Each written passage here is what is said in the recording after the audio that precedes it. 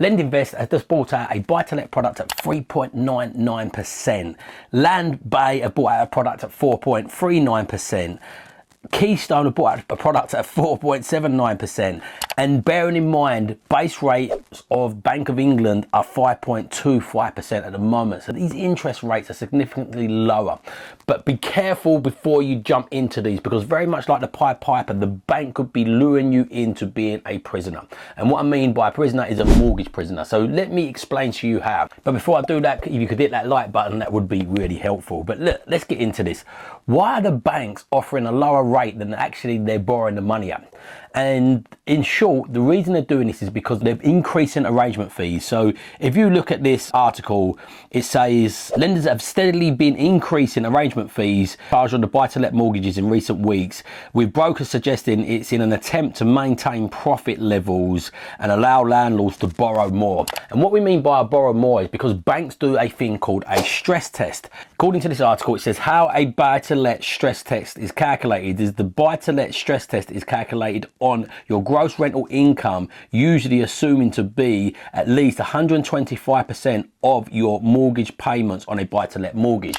Some of them go up to 145% of your mortgage payments on a buy-to-let mortgage. And with rates going up, what's happening is this is squeezing some affordability on rents, where some rents just do not meet the covenants or the cover, especially in the southeast as well. Like, this multiplier has been stretched anyway, and in the southeast it's got even more stretched. So what the banks are doing to combat this and sidestep this, instead of making their profits on interest rates, they're making the profits on the fees and the arrangement fees. So look, on this article here, it says mortgage brokers have noticed a shift away from flat fee model to a percentage based one, with some lenders charging between 5 to 7% of the loan. So let's put this into perspective. If you got a loan of £100,000 and you say, let's go in the middle of the 5 and 7%, because these are quite average fees at the moment, and you got a 6% fee, you're going to be paying £6,000 on your fees.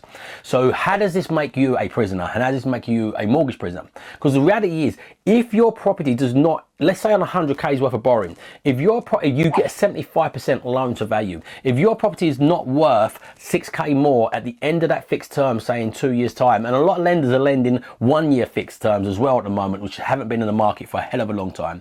But if you come to the end of your fixed term and that property now is got 106K's worth of borrowing against it, but the loan to value at 75% only gives you a 100K loan, you will no longer be at a 75% loan to value.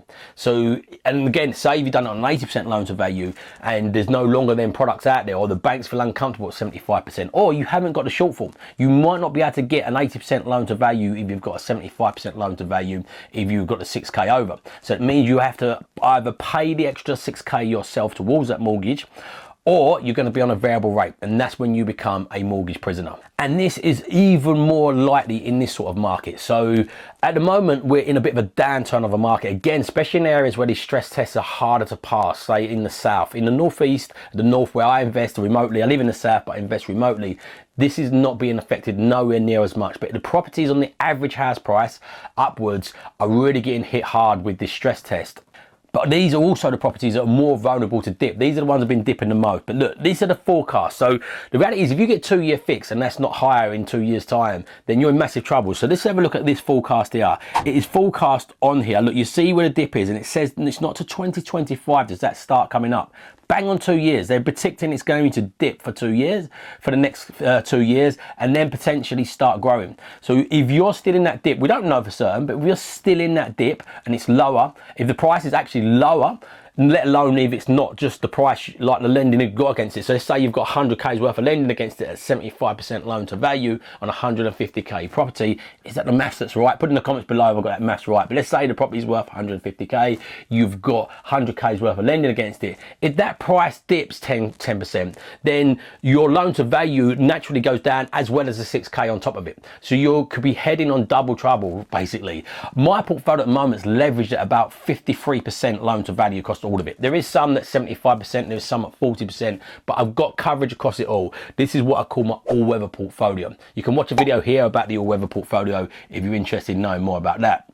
but it's time you've got to proceed fairly cautiously. I love the BRR strategy, but you've got to make sure you've got a plan B. You've got to make sure you've got a bit of buffer in there, a bit of equity in the deal to be able to like weather any of these sort of ups and downs. Again, it will come down to region. Look, I live in the southeast. I was born in Stratford. I love the fact of born in London, but it's just more vulnerable around there, in my opinion. I've been banging this drum for ages. If you look since 2016, the top capital growth location has been Manchester. So these areas are like London with a higher price per earnings ratio, which I mean is the average salary in comparison to the average house price are the ones that are more vulnerable. I've been saying that for a while, and Manchester's been outperforming London for a while. And in the last sort of year or so, when the market's been wobbled, it's been the southeast, the south, and houses above the average price. But look at this chart here. So this chart shows that story. So this is by region. This is a forecast. So in 2024, they're predicting the UK average is going to go down 3%. That's just the average. You've got to go macro and micro, and even each area has got macro and micro economics within that area. Every area has got your Old Kent Roads and your Mayfairs, like the monopoly thing. But as a general area, so if you look at this, the northeast is directly under this. Only 1.5% is predicted to go down, and that's on the average price in the area. In my area, when we look at the macros and micro, the average price in Stockton-on-Tees, my remote location, is 140 to 150k. I buy at about 70, 80k. I don't buy at the entry level price at like 40, 50k. That's just buying headaches, and if you like heroin addicts and prostitutes as tenants, that'll be fine, but I don't. I like decent people as tenants. Not saying these are not decent people, but I like people that have got a higher probability of paying and a lesser probability of damaging the property. So that's my little sweet spot. In that little spot there, we're seeing hardly any movement. The movement in my area is more the properties about 150 to 200 that are seeing a little bit of stress, and the properties above 200 are the ones that are coming down. But again, that will average out, even though in my price bracket, in my area, the ones that are higher price bracket, because they're dropping, that will average the whole area out and affect my area, because my area hasn't really moved, but say as a whole the area's gone down. But as a whole, the northeast 1.5%, Wales minus 2%. Again, these are lower value areas. The northwest 2.5%, lower value areas. Scotland 2%, Yorkshire and Humber 2.5%, West Midlands 2%, Middle East, East Midlands, 2.5%, Southwest 3%, Southeast 3.5%, East of England 3.5%, London 4%. Can you see the trend? The areas going to get the hit the hardest are the areas that are more expensive. So again, be careful when you're going into these loans, because these are the areas you're even more likely to become a prisoner within there. Again, look, my typical loans are, because I'm buying 70, 80k properties, are typically around 50k. So again, this gives me more protection. Even if I did dip under the 75% loan to value, and even if I went onto a variable, or even if I did add this arrangement fee to the loan, it's like 3k. So 3k is much more recoverable than if you've got a London property that is 400k's worth of borrowing, and then you've got to have, let's say, 5% in arrangement fees, 5, 10, 15, 20k you've got fined potentially, or 24k you've got 6%. So just do the numbers on this, or 28k if you've got a 7% arrangement fee.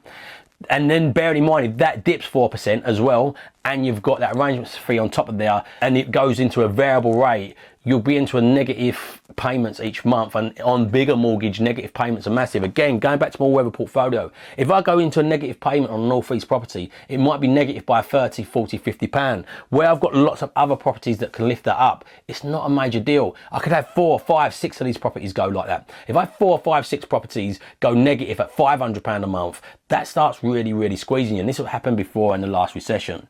So overall, this is a good news for the market. Sentiment leads markets. It's good news that the banks are getting competitive.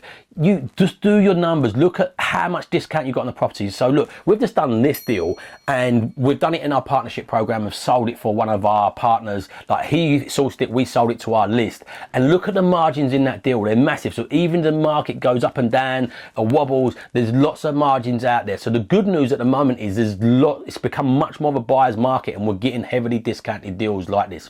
Comment the word below deals if you want to buy deals like this from us, or comment the word partner if you want to bring us deals for us to sell for you. We've got over 200,000 followers across all of our platforms and with the people we work with, so we're selling these deals pretty easily. You do have to go through a pre-qualifying process if you want to sell the deals, and you do have to go through a commitment stage. But DM partner if you want us to sell your deals, or DM us the word deals if you want to buy deals from us. Make sure you watch this video that YouTube suggested that you're going to enjoy it next, and please subscribe, hit that bell icon if you found that useful. Please share this out or tell anybody you know wants to buy deals or sell deals about us if you think they'll find that useful.